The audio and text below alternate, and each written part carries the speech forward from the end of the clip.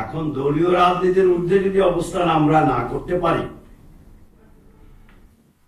বা দলীয় রাজনীতি জন্য যদি আমরা সাংবাদিক হিসাবে কলম ধরি, তাহলে তো আমি সাংবাদিক হতে পারবো না।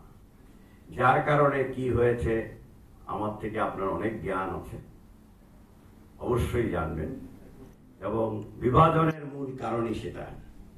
সাংবাদিক মধ্যে তো কোনো বিভাজন নেই। আপনি দলীয় রাজনীতি করবেন, খুবই ভালো কথা, অবশ্যই করবেন, আপনার সেটার অধিকার। পূর্ববর্তী বাংলাদেশ এবং তদানীন্তন পাকিস্তান, পূর্ব পাকিস্তানের অনেক বড় বড় রাজনীতিবিদ যারা আছে, মানে দেশের চিফ মিনিস্টার, দেশের প্রাইম মিনিস্টার হয়েছে, মানে প্রফেশনালি সে সাংবাদিক। আপনারা জানেন আকরাম খান থেকে, মৌলভী আকরাম সাহেব থেকে শুরু করে, তোফাজ্জল হোসেন মানিক মিয়া থেকে শুরু করে, জোহর চৌধুরী থেকে শুরু করে অনেক অনেক বড় বড় সাংবাদিক আছে।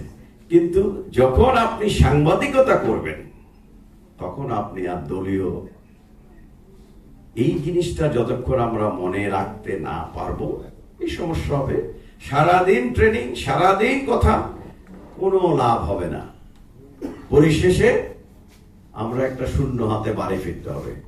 আমি আমার প্রফেশন সম্পর্কে বলতে পারি, বাংলাদেশের অনেক বড় রাজনীতিবিদ ছিলেন শেরেওয়ানা একে ফজলুল হক।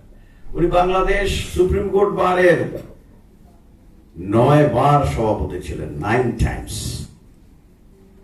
উনি একজন এনরোল অ্যাডভোকেট, মানে আপনাদের মতো একজন সাংবাদিক। এখন উনি কিন্তু কোর্টে যখন অ্যাপিয়ার করতেন, উনি কি হিসাবে অ্যাপিয়ার করতেন?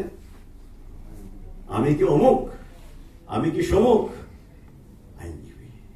আজকে যে উনার সময় যে ছেলেটা সেদিন জয়েন করেছে, সেও প্রত্যেককে ওই সম্মান নিয়ে কোর্টের বারান্দায়, কোর্টের সামনে উনি একজন আইনজীবী। উনি বড় রাজনৈতিক দলের সভাপতিও না, অন্য কিছু না।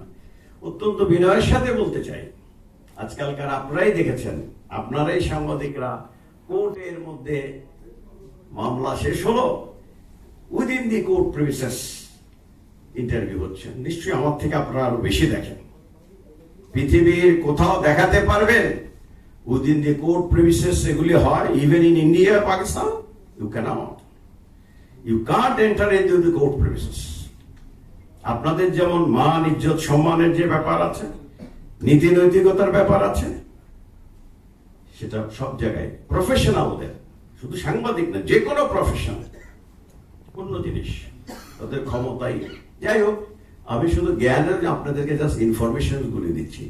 ইন্ডিয়ান সুপ্রিম কোর্টের প্রিমিসেসের মধ্যে আপনারা ঢুকতে পারবেন না। ইভেন দি লয়ার্স 5টা জায়গায় পাঞ্চ করতে হয়। কখন পাঞ্চ করতে হয়? যদি আপনার মামলা থাকে কোর্টে। আইদার ইউ ক্যানট, আপনাকে দেখাতে হয় this is the cause list, yes I have a case in court number 5, যেতে পারবেন। আর জাজ সাহেবদের জন্য আলাদা ইয়ে আছে। কোন গাড়ি সুপ্রিম কোর্ট প্রিমিসেসের মধ্যে ঢুকতে পারে না। আমার বহুবার যাওয়ার সুযোগ হয়েছে। আপনি যেই হন না কেন, ইউ কান্ট।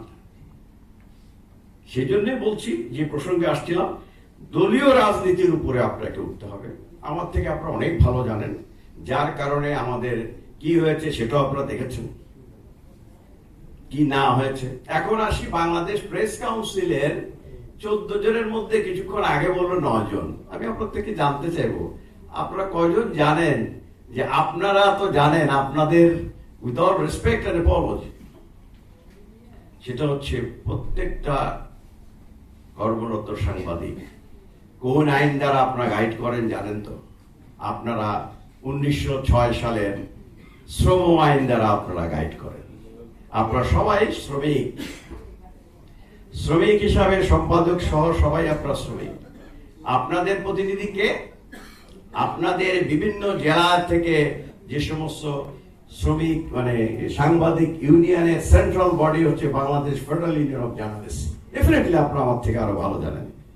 তো তারা হচ্ছে বাংলাদেশ প্রেস কাউন্সিলের 3 জন সদস্য সেখান থেকে মনোনীত হয়। আমি জানি না আপনারা জানেন কিনা, এটাও আমি জানি না, আপনারা আমাকে জানিয়ে সাহায্য করবেন যে রাজবাড়ী সাংবাদিক ইউনিয়ন আছে কিনা। দেখেন, আমি এখানে আসতেছি সেজন্য। আপনি বললেন, আপনি তো ভালো বললেন যে বাংলাদেশে কয়টা জেলা? 64টা। মাত্র 19 জেলা। তাহলে আপনার অধিকার কি সেখানে কার্যকর হচ্ছে? এখানে ইউনিয়নের যে বক্তব্য, না ইউনিয়নের শুনবো, ডেফিনেটলি আপনি বলবেন, সবাই আপনার, তাহলে 50 বছর যাবত এভাবে চলে আসতেছে, আপনাদের তো কোনো ভয়েস নাই। তার মধ্যে আবার বিভাজন, কিছু মনে করেন আবার বিভাজন, ওখানেও বিভাজন, ওই যে কিছুক্ষণ আগে বললাম। তো আমার অধিকার যদি আমি না পাই, এই যে ট্রেনিং নিয়ে তো আইন কি নাই? 2006 সালের আইন, 2074 সালের আইন, 2073 সালের আইনে পরে আসতেছি। তো সেখানে 19 জনের মাত্র রিপ্রেজেন্ট। আমি বলেছি, আমি আসার পর জিজ্ঞেস করলাম যে আপনারা তো মাত্র 19 জন, আর কতজন সাংবাদিক সেখানে আছে জানেন? বাংলাদেশে কত সাংবাদিক সংখ্যা কত বলেন একজন যদি বলতে পারেন? আনুমানিক কত হাজার? 15,000-এর বেশি। ধরে নিলাম 15,000-ই, আর বেশি না বললাম। ওখানকার সদস্য কয়জন জানেন? 273 জন। কোথায় আমরা?